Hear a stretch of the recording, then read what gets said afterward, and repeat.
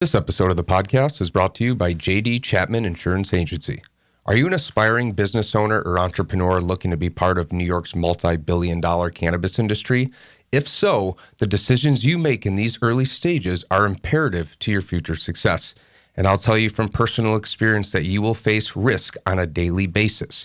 So it's important to have a comprehensive insurance program in place with a trusted, reliable partner. J.D. Chapman offers special insurance for cannabis growers, medical and adult use dispensaries, edibles manufacturers, testing labs, ancillary businesses, and more.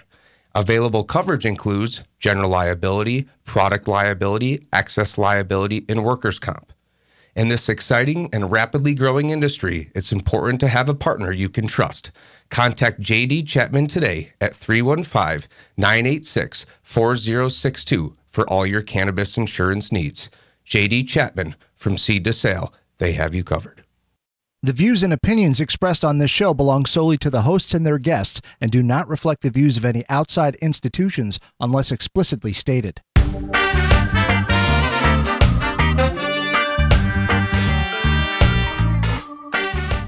What's up, everyone? My name is Steve Vanderwall, and I'm the host of Cannabis Cum Laude, a podcast devoted entirely to cannabis.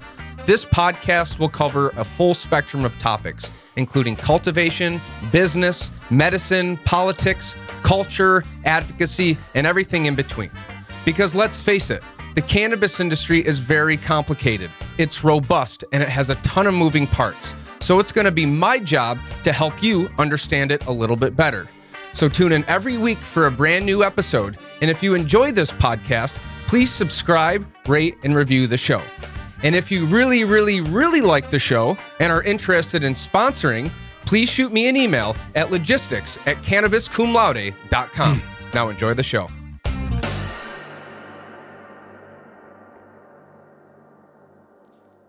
What's going on, everybody? Welcome back to another episode of Cannabis Cum Laude. Today's episode is going to be about extraction. Very excited today. My guest is Corinne Devine, and she is a cannabis chemist who is currently the Director of Labs and Product Development at New York's own Bristol Extracts. Yes. Welcome to the show. Thank you. Thank you for having me. I'm really excited about this.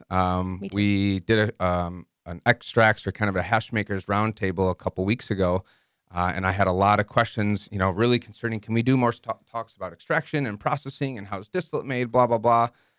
So shout out to my friend Joe, our friend Joe from Upstate Organics, who says, yo, you got to talk to Corinne. She's the bomb. So thanks again for joining me today. And I'm curious, what kind of brought you into the cannabis industry? Give me a little bit about your background. For sure. So yeah, I've been working in the cannabis industry for almost 5 years. And I entered it in October 2017. I moved out to California, to the Bay Area. I was living in Berkeley, and I was working in BAS laboratories. They were a CO2 extraction and post-processing facility. And so I entered cannabis because I was a graduating senior in my undergrad degree at Binghamton University, getting a biochemistry degree. And I was debating if I wanted to go and get a graduate degree and continue my education.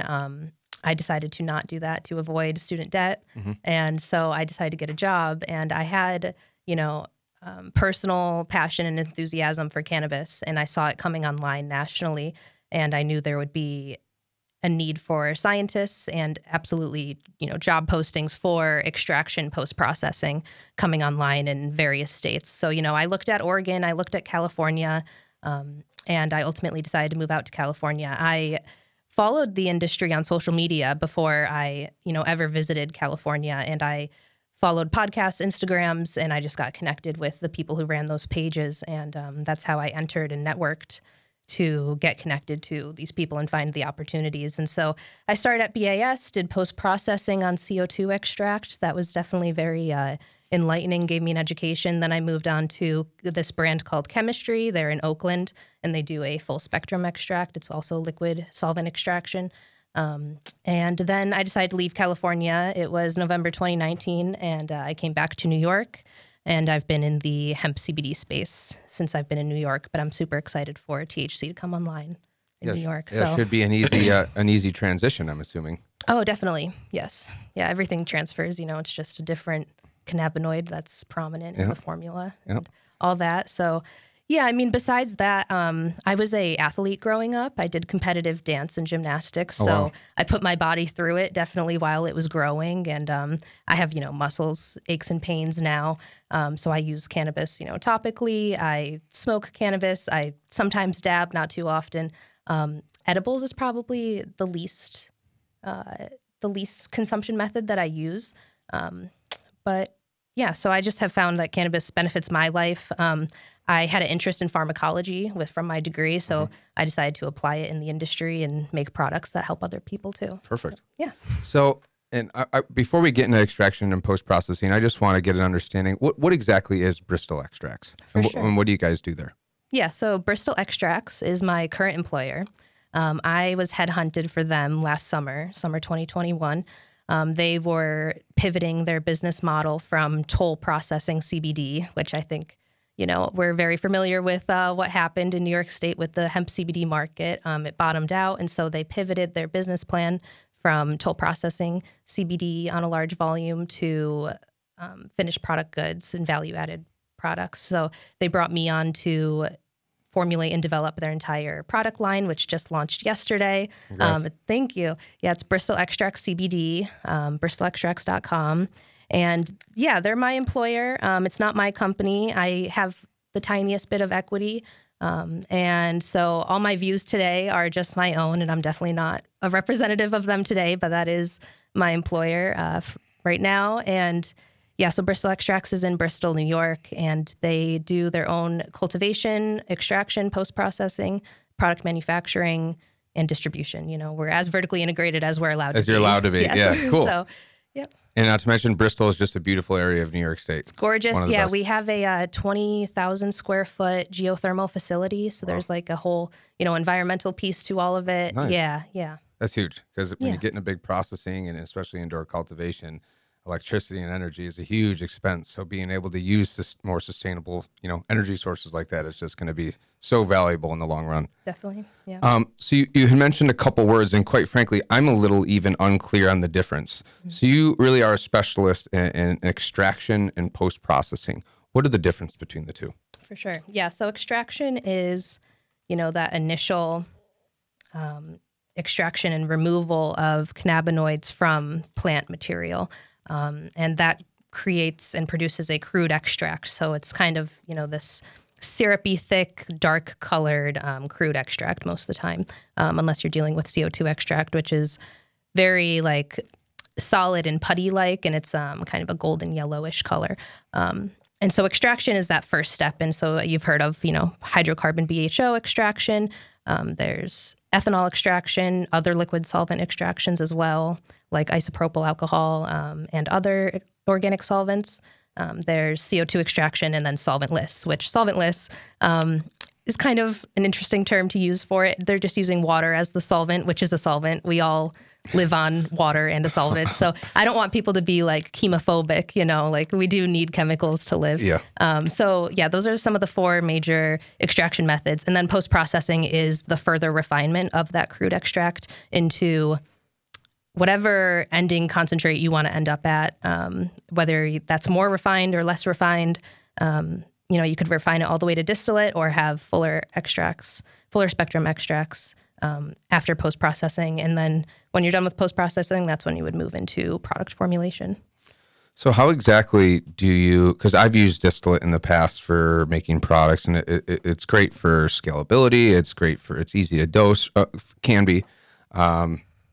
How exactly, go through the process of distillation for me because it goes, you put your plant material in. I guess a better question is, walk me through what happens from the time you get the plant material all the way to the distillation. And then what is the chemical, the chemistry behind distillation look like? Yeah. So it really depends on what extraction method you're using. And if you want to take it to distillate, certainly if you're doing solventless extraction, you probably don't want to take it to distillate. So I wouldn't start there if your end goal is distillate. So let's say, you're doing either CO2 or ethanol extraction is a great option to end up at distillate. So you would do that extraction, you get your plant material, you would bucket off of, the stems at least, or have it trimmed. You don't need to have it trimmed. I would just bucket just to have more accurate numbers for your starting weight. because you're not going to be extracting the stems and stalks. And so you would grind up your plant material, weigh it, understand what your starting material mass is, put it into usually socks or some type of vessel for it to be extracted in, and then you load your extraction vessel with your ground plant material. You, prep your solvent and have it be at the conditions you need it to extract and do your process. So whether that's lowering the temperature or putting pressure onto the solvent, such as with CO2, then you would do the extraction.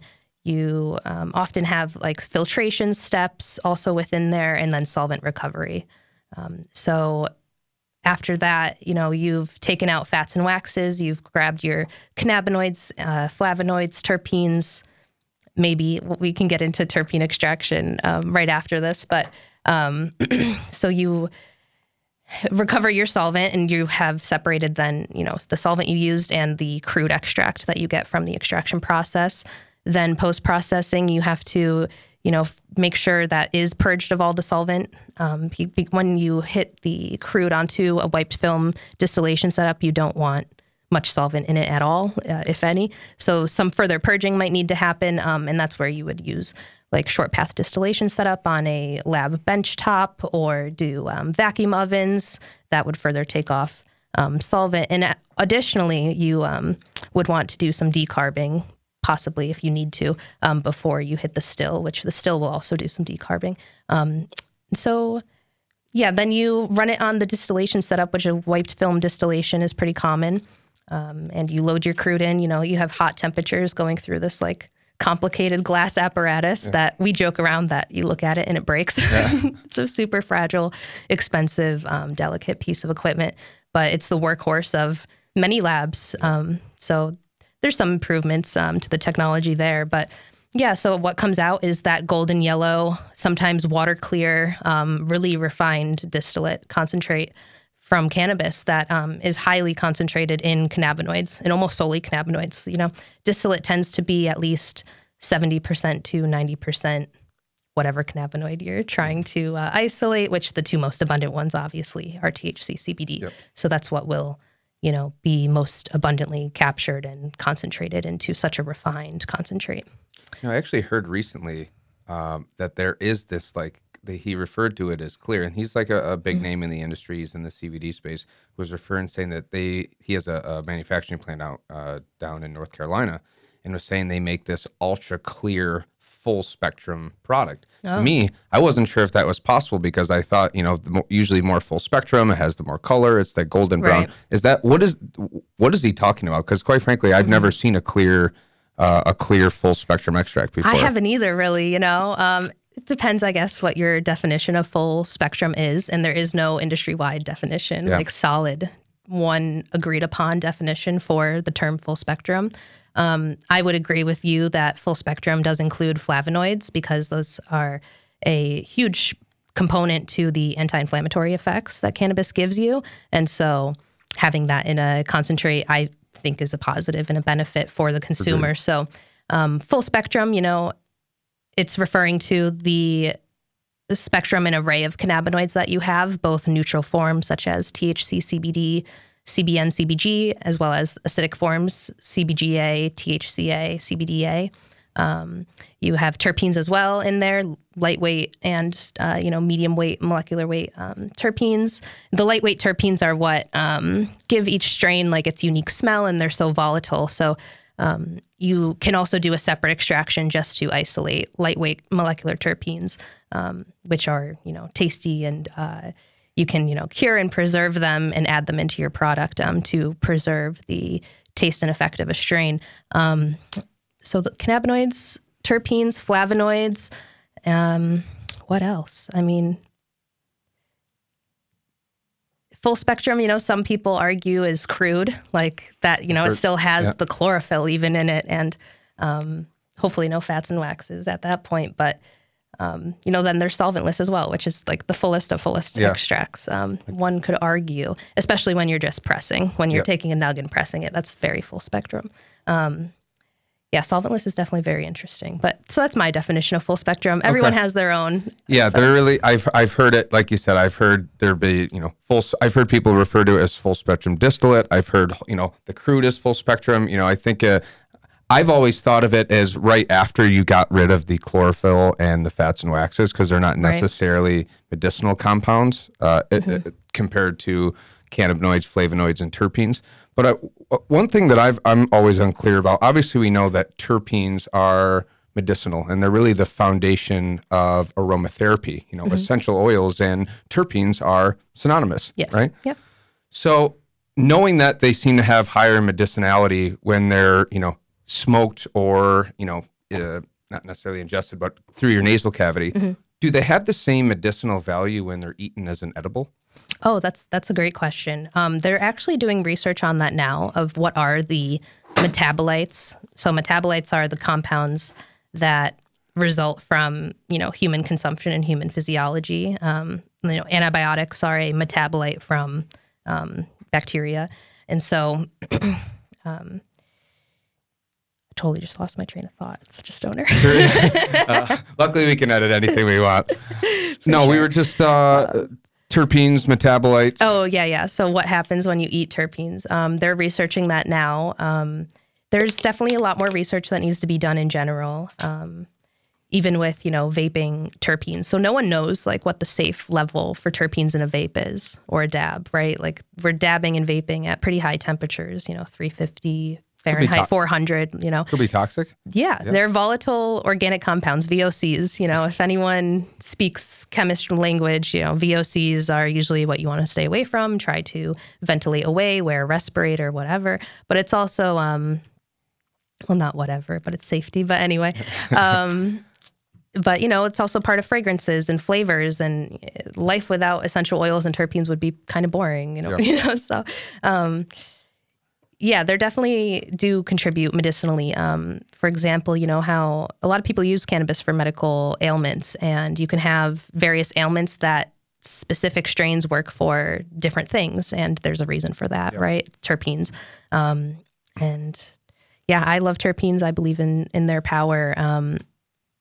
Full spectrum, if you want to be the truest full spectrum, there's also the question of single batch or not, like where are the terpenes coming from? Because terpenes can come from other botanical sources, obviously, pine trees and oranges and lemons and things like that. And those can be isolated and added back into cannabis extracts, and people can still market them, without lying really and saying that it's full spectrum. It has terpenes in it, but these terpenes aren't cannabis derived nor from a single batch and a closed loop product, And I think the question at that point, because does the entourage effect still hold true if you're if you're bringing all these terpenes in from outside sources compared to the original chemistries of the cannabis plant?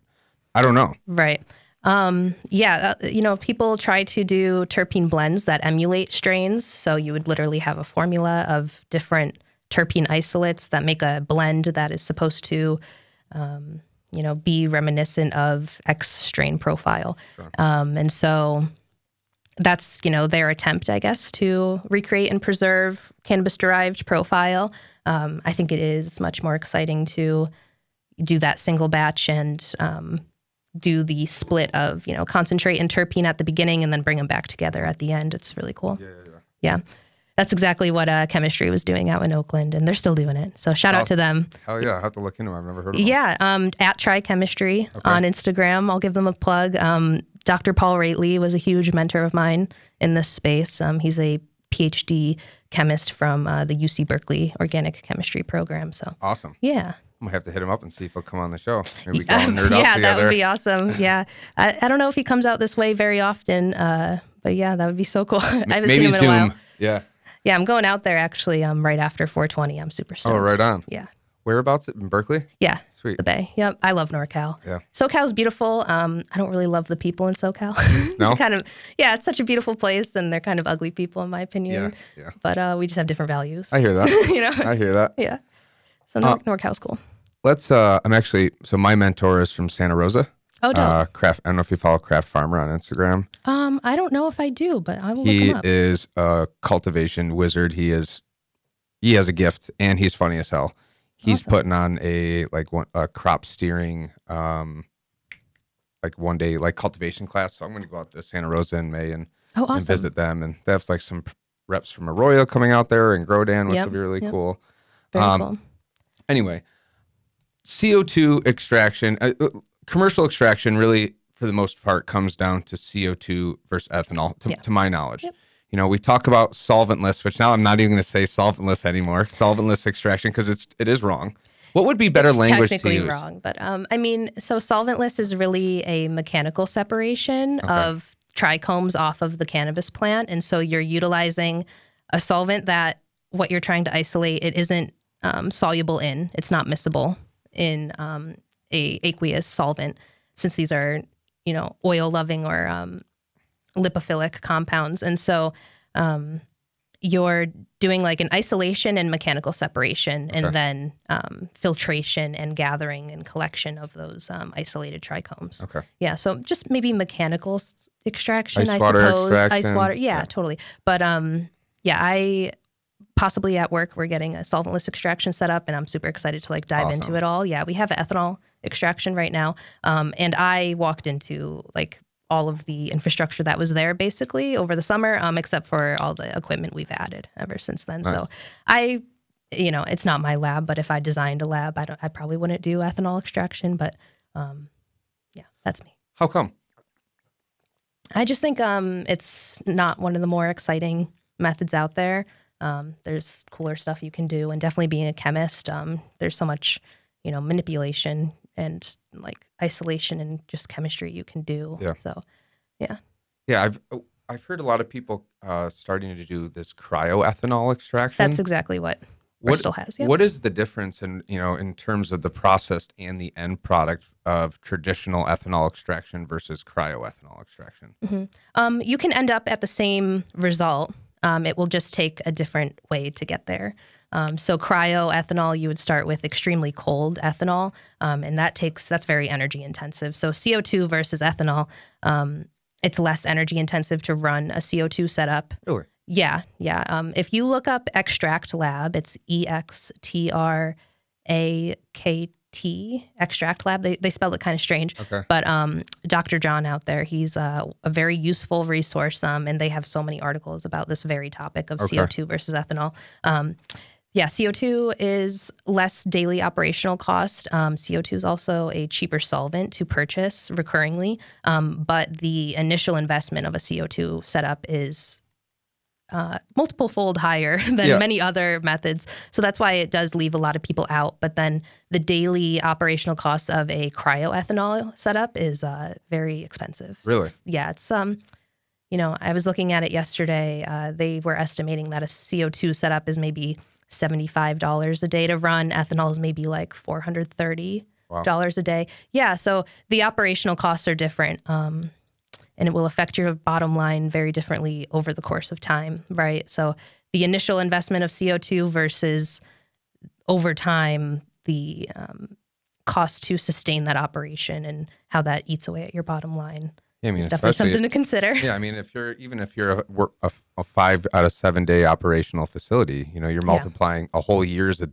days worth times 430. That adds up on top of labor, on top of everything else. The cost of the solvent, ethanol, is more expensive than CO2 to buy as the recurring cost. So that's a little difference between those two. And so with cryoethanol, if you already make the ethanol cold, that kind of does not make the fats and waxes soluble into the extraction you're doing, since the temperature is so cold. If you do room temp, they are soluble in the ethanol.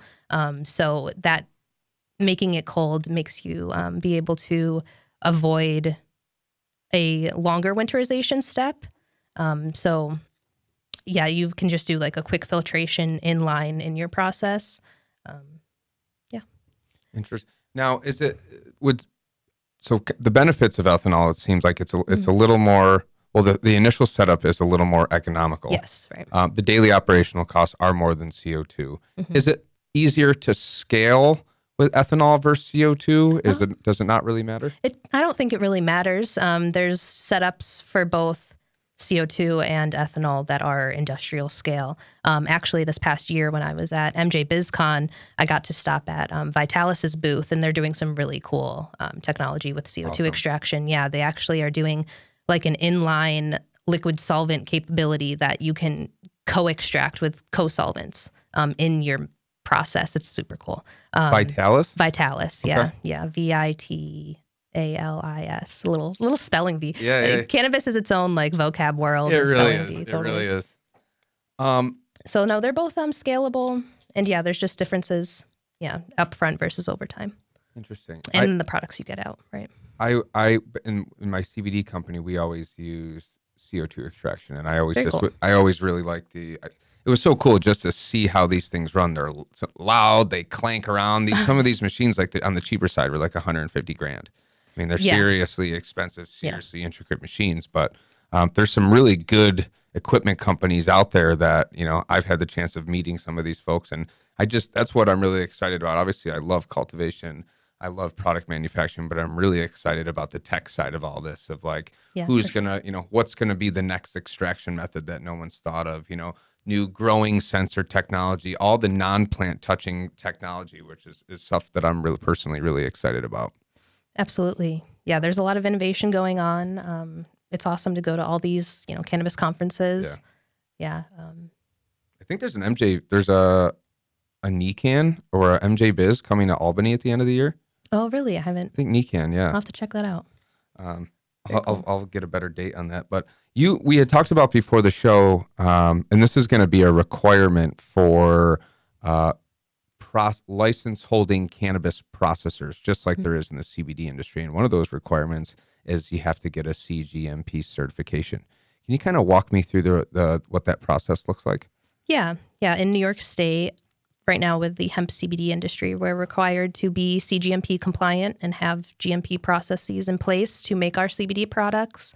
And I anticipate, and we've all had, you know, hints pointing towards this, that THC in New York will be the same standards with CGMP. And it's a standardization of processes and operations for many businesses. You know, a lot of people who are outside of cannabis, you know, in beauty and nutraceuticals, whatnot, they also adhere to CGMP.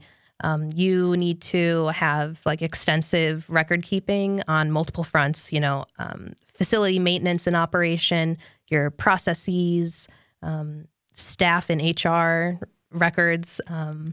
They do a facility tour with you as well. You have to show them the flow of everything, and everything has to be, you know, clean, labeled, in its place. You can't mistake one thing for another thing at all. All of the racks in our warehouse had to move like 1.5 feet off of the wall just to, you know, make sure everything's clean and whatever. And so, yeah, they'll look at, you know, your cleaning procedures, your pest control records, and making sure you have like a third party servicing your facility for that.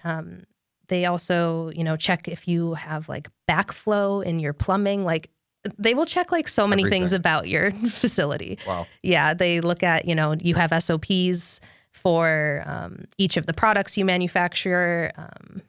You have SOPs for receiving materials. You lot track everything. You know, you have to have master manufacturing records or MMRs for your batch manufacturing.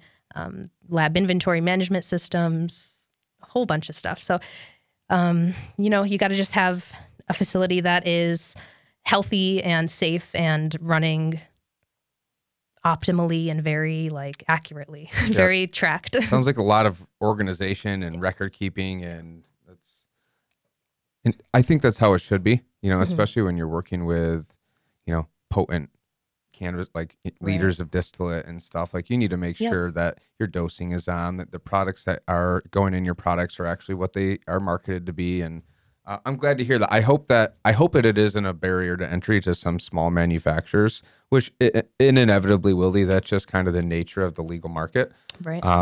But I do hope that, you know, it is a lot of these, you know, smaller businesses who want to manufacture can figure out, and if they're listening, start looking into CGMP manufacturing or CGMP compliance, because if you're looking into manufacturing in New York State, you're going to need it.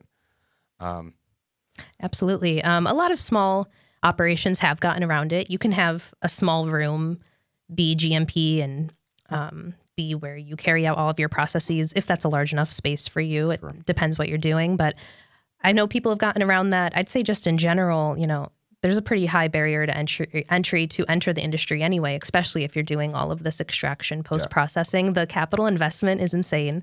I have not started my own business in it because of that. I mean, and, you know, it's a risk, of course. Like my bosses right now are, you know, wondering and waiting, when will this application come out? When will this licensing happen? Like, how long do I have to pay people until it's been a long this play for a lot of people who've been in this, you know? And, yeah.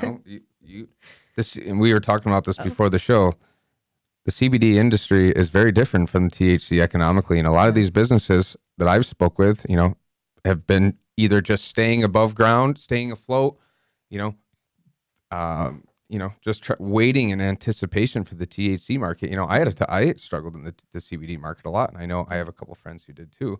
But you know, when we start to look at the THC markets, it's a much different game. The question is, can you sustain? Can you hang on for that long? Right. And it's the more difficult question is when. You know, we're all kind of sitting here waiting on, sitting around just waiting. We don't know if the licenses are coming out tomorrow, in 2023, in 2024. And it's like even a little bit of a timeline would provide a glimmer of hope for a lot of these businesses who are eagerly waiting to do this the right way. Right. And, you know, this application, whenever they do put it out, you have to have an address for your application. So you're maybe renting out a space for however long until all of this comes to fruition. So it's definitely a struggle.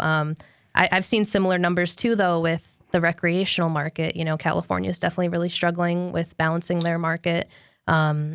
Up to, I think it's like 37% of cannabis operators are not profitable. You know, and 20% are breaking even.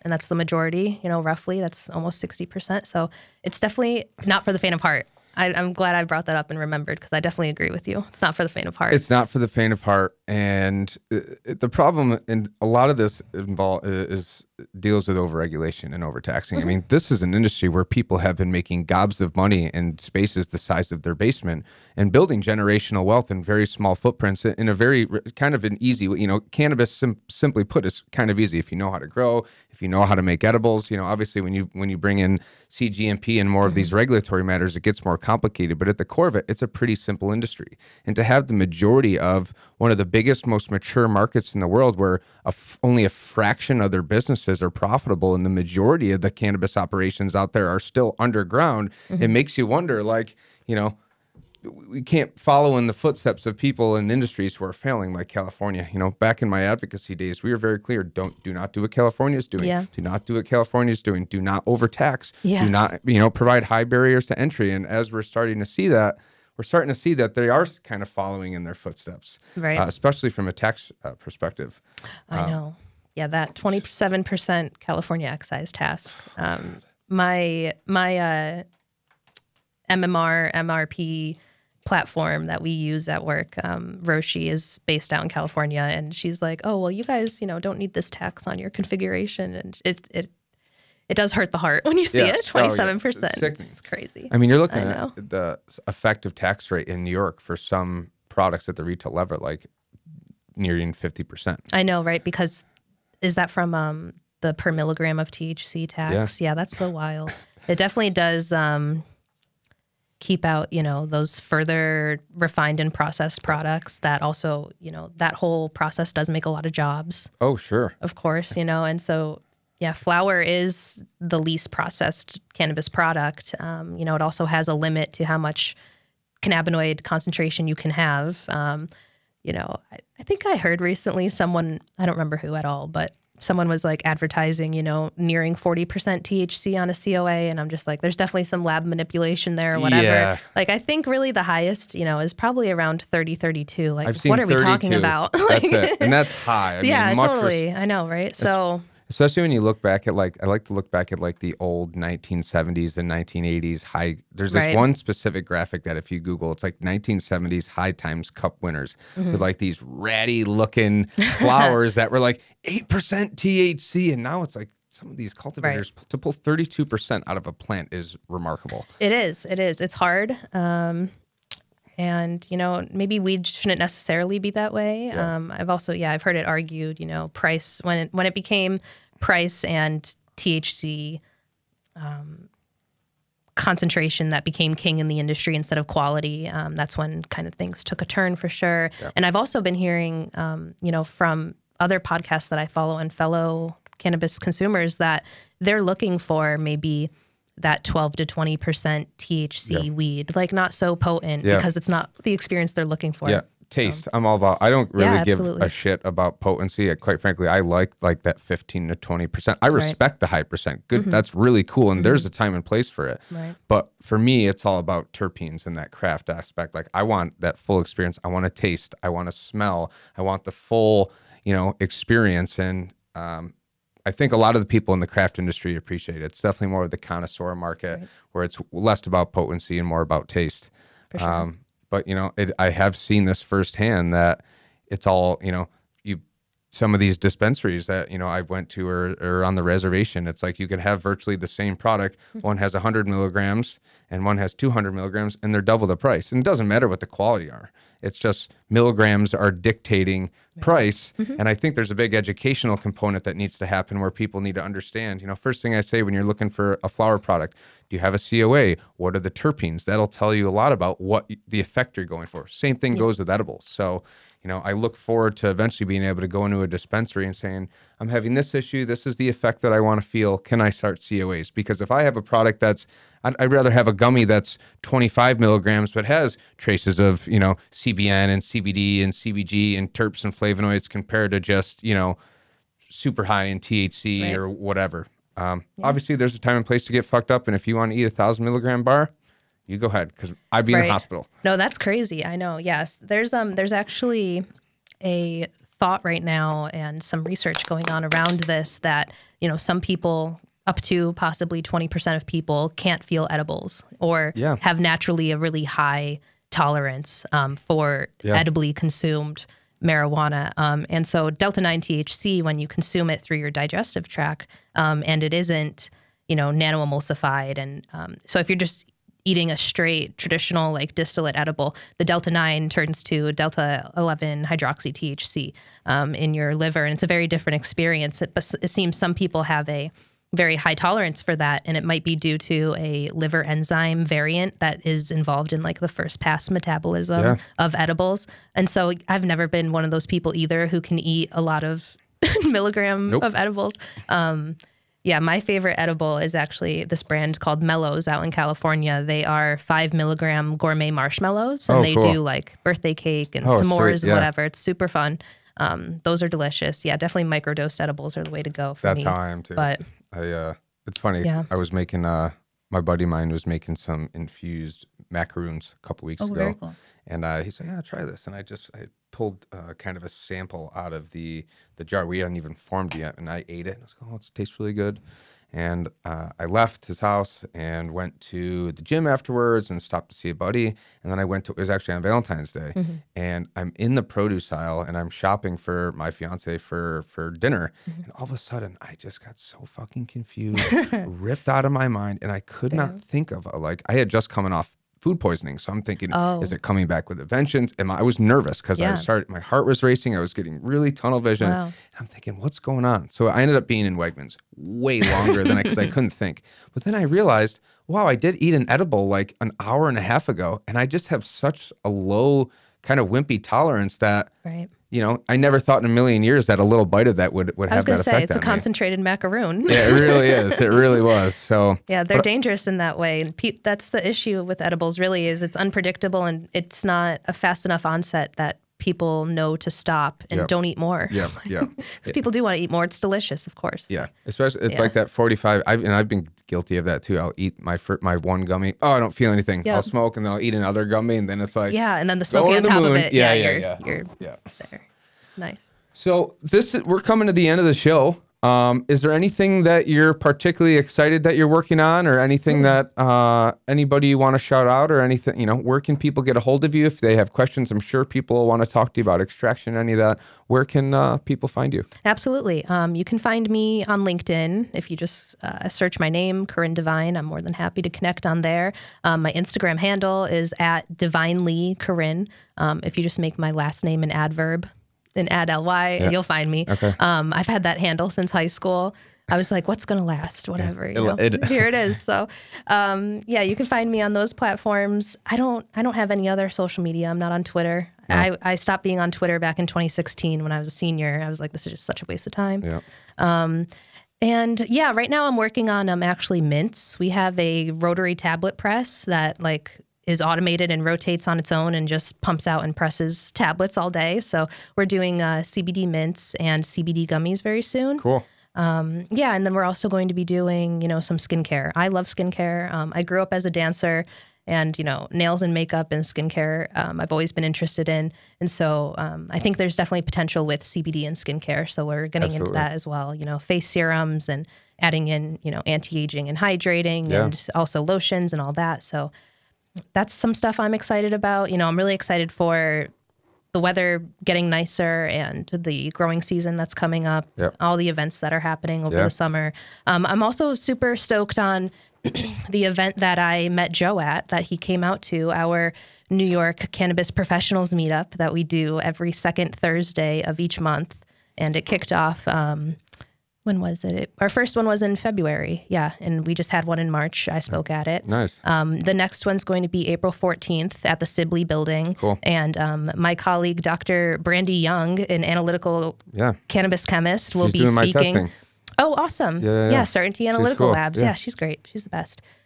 So yeah, everyone should definitely follow our New York Cannabis Professionals group if you want to join. It's free to the public, open to the public as well. Okay. We don't charge yet at all. And if we did charge, it wouldn't be anything crazy. Right now we've been able to get event spaces for free, but we're not looking to profit off of the initiative. The initiative for that group was to just bring professionals together in the industry across New York State and share knowledge, share our passion, share what we're up to, and also to all be on the same page with regulations as all this is changing and being rolled out. So changes day by day. Day by day, yeah, definitely. I remember working in the California market when they rolled out their heavy metals, requirements. I think it was like July 2018, and everyone, had to just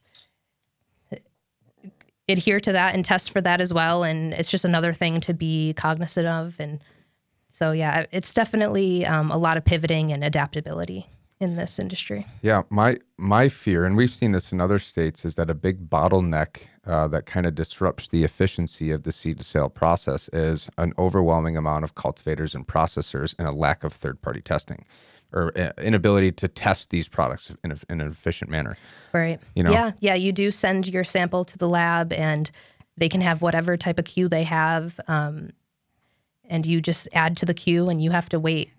You can't sell your product until you have that compliance passed COA for the product. Some labs do offer rush services, for a fee, of course. So yeah, it's such a complicated industry, but I do love it. It's the best to hear from people who benefit from your products. When people tell me, oh, this pain has gone away, and I'm living such a better life, it's a really cool feeling to have. Absolutely. And it definitely drives my work and passion in this industry.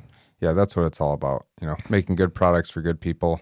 There's so many cool people in this industry, and although it can kind of be a headache and a pain in the ass sometimes, I could never imagine being in any other industry. I don't know what I would do. Everything else in life would be boring, I feel like. Yeah, I totally agree. I didn't want to go into big pharma when I was graduating with my biochem degree, and cannabis is close. It's definitely pharmacologically active. It's a psychoactive compound, and we make physiologically active products that interact with your endocannabinoid system. So that's always been interesting to me instead of big pharma. And with the opioid crisis and all the other addictions that people have, it's definitely like an exit drug. So it's really cool to be a part of that. Yeah. Yeah, and I'm glad you said exit drug, because we've heard the reefer madness in the language around gateway drug that has just been debunked 1,000 different ways, and so archaic. We need to start looking. And we probably both have people that we know and very close to us who have used cannabis to come off of opiates or benzos or whatever you're on. You know, I have a very similar experience with anti-anxiety drugs and sleep drugs, and you know, I haven't taken barely even an Advil since I came off everything, because I do use, you know, cannabis and CBD and, you know, general wellness measures to keep my body healthy, and don't ever really try to rely on pharmaceuticals unless it's an emergency. And I know a lot of people seem to be trending in that direction. So I'm glad that you said exit drug, because that needs to be very common language. That exit drug, you know, or just even like a safer alternative than alcohol. Like there shouldn't be any need for anyone to justify, like, I just enjoy cannabis. It's a mild inebriant. It's not as toxic for me as alcohol. I feel better when I consume this than when I consume alcohol. And I think it's so great that we have that alternative. Absolutely. Yeah. Not to mention, you know, I'm going to be 32 on the 24th, and every year that I don't really drink anymore. I used to, you know, get after it in college, like a lot of people.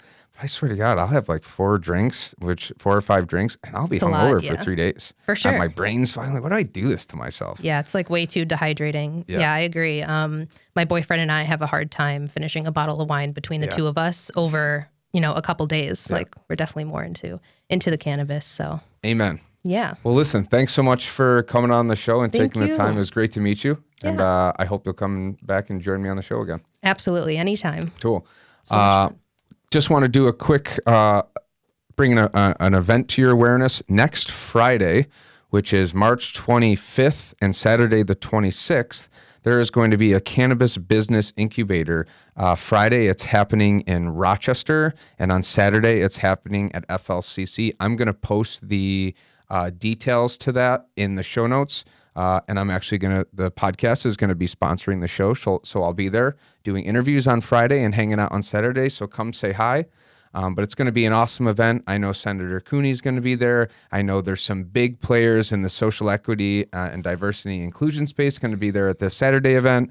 And it's put on by my good friend, and industry advocate and businesswoman, Glenna Colapret, who I love very much.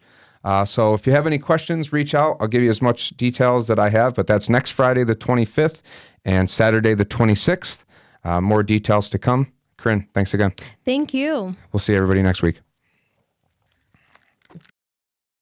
Thanks to our friends here at Rockbox Recording and Production in Rochester, New York. They are a full professional podcast and video studio designed by a radio guy for podcasters. Audio, video, voiceovers, editing, whatever. Mouth off at Rockbox at rockbox.com. You can follow Cannabis Cum Laude on LinkedIn and all other social media platforms, as well as Cannabis. And if you'd like to help support the show, search up Cannabis Cum Laude on Patreon. And of course, all of those links are in the show notes. Thanks for watching and listening.